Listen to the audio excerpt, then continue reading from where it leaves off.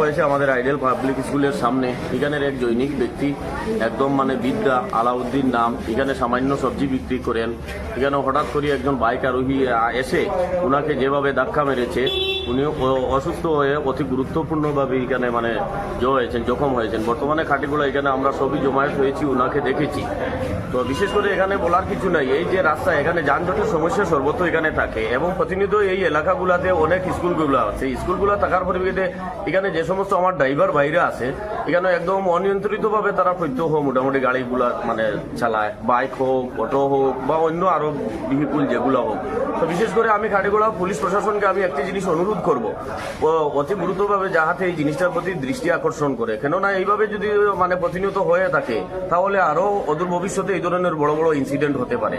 তো সেই হিসাবে আজকে যে গাড়িটা মারে গেছে, এটাও এখন জানা গেছে, তো তার সঙ্গে যোগাযোগ হয়েছে। তো এই যে ব্যক্তি অতি খেটে খাওয়া মানুষ, তাই ওদের সাথে যোগাযোগ করে আমরা যতটুকু সহযোগিতা